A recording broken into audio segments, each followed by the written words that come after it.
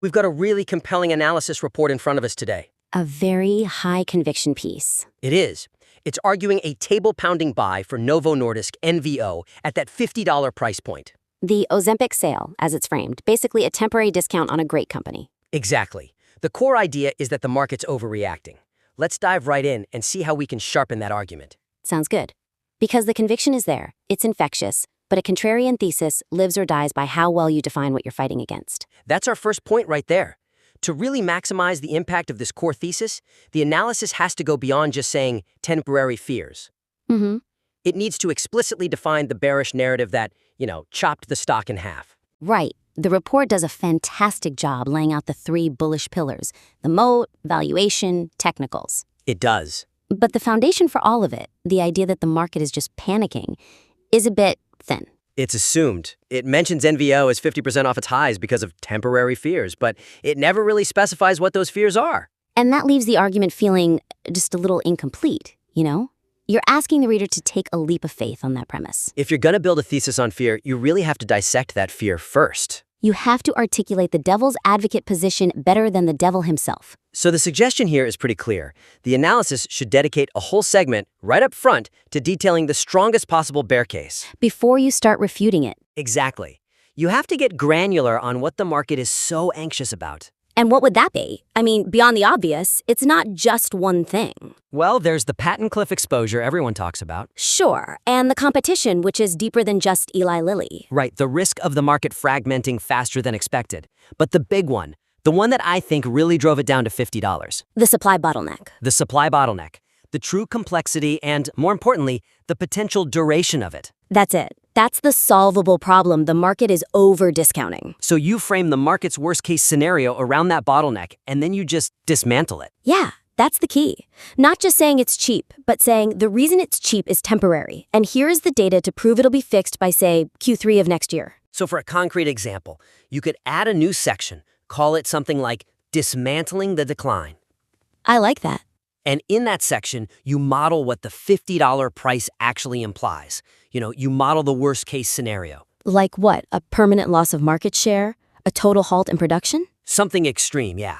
And then you use NVO's own data, their CapEx schedules, their timelines for new manufacturing lines, to prove that scenario is just highly improbable. That's so much more persuasive. It shifts the argument from, trust me, the fear is overblown, to a testable hypothesis. And it forces the reader to see that the current price is already baking in a catastrophe that just isn't coming. Which leads perfectly into the second critique, right? Once you've established why it's cheap, you have to quantify the reward. Precisely. Which is our second point, refining the valuation disconnect with more precision. Okay.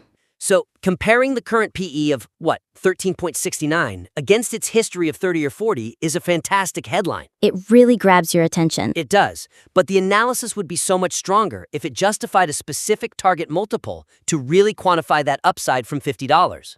Because that historical 30 or 40 PE existed for a reason in a different context. Exactly. Is the analysis risking, overlooking why that multiple was right for then and what's actually sustainable for now? I think so. It identifies the 13.69 PE as the key stat, and it calls it recession pricing. All true.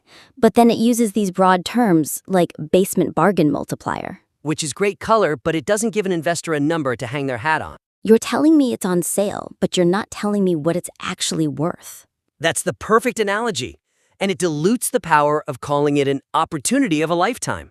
So to make that valuation case really robust, the analysis needs to propose a fair value PE for the intermediate or long term. Something that aligns with the growth rate. Maybe 20 or 25 times earnings. Something reasonable for a duopoly in a market this massive. I think anchoring it is key. You'd have to justify that target multiple. Compare NVO's growth profile now, driven by this massive obesity epidemic, against its growth profile back when the multiple actually was 30 or 40. You have to connect the dots between the past and the future. That makes sense. The growth rate 5 years ago at a 35x PE might have been 15% on a much smaller revenue base. Right. And we can make that really concrete. The analysis could include a simple side-by-side table. What would be in it? Projected revenue growth for the next 3 years versus the last time it traded at, say, 35x earnings. It grounds the target in actual performance. That level of detail shows the work's been done. It's not just a hunch. And then, to make it super actionable, Just run the simple math for the reader. Show your work. Show the work. State that you're targeting a conservative 25x PE, and if current EPS is, let's say, $3.60, Then 25 times that gives you a target price of $90. Exactly. A $90 target. That's an 80% upside from 50.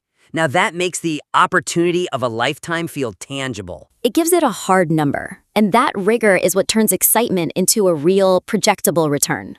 Okay, so let's move on to that third pillar, the technicals. Right, the price floor. This is where technicals and fundamentals can and should meet. They have to. And our third critique is about integrating those technicals with fundamental anchor points. Making them mean something more. Yes, the report needs to link that $50 psychological floor more intrinsically with the fundamental metrics. It reinforces that whole smart money is accumulating narrative. Otherwise, it just feels like a coincidence, a round number people like. Yeah, and if it's just sentiment, it can break. But if that floor is anchored to a real financial metric that triggers institutional buying, It becomes a true line in the sand, defensible. the analysis correctly points out the technical bounce. It saw that buyers stepped in immediately at the intraday low of $49.92. A very precise observation. It is, but it's presented as a standalone technical note.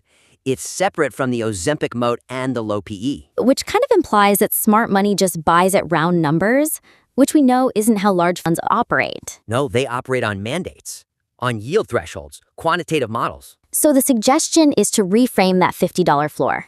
It's not just psychological, it's the specific price where a fundamental metric becomes mathematically compelling. The dividend yield. The dividend yield. Exactly. At $50 a share, the yield on cost hits 3.44%. And the analysis needs to explain why that specific number matters. It needs to compare it to a benchmark, Explicitly. like the 10-year Treasury yield or a high-yield bond ETF. Yes. Do that comparison, and you show why $50 is the price where institutional demand for yield finally overcomes the temporary fear about the supply bottleneck. So you're connecting the dividend metric from the valuation section directly to the technical bounce. It completes the circle.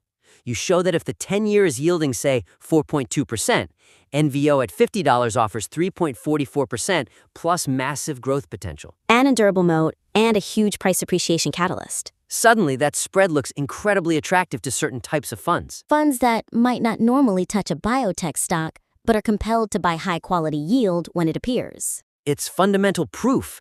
It shows professional capital is stepping in at that specific price for a measurable reason, not just because of a pattern on a chart. Which solidifies that $50 floor with a dollars and cents argument. It really is.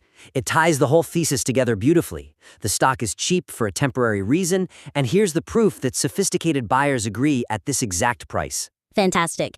These refinements would really add that analytical weight to an already outstanding report. So, to summarize the main opportunities for improvement here, first, deepen that contrarian argument. Don't just say the market is panicking. Quantify and dismantle its specific fears, point by point. Second, enhance the valuation case. Provide a justified, fundamental target PE and a clear, quantifiable upside price. And third, merge the technicals with the fundamentals. Specifically, link that strong $50 floor to the measurable appeal of the 3.44% dividend yield for institutional buyers.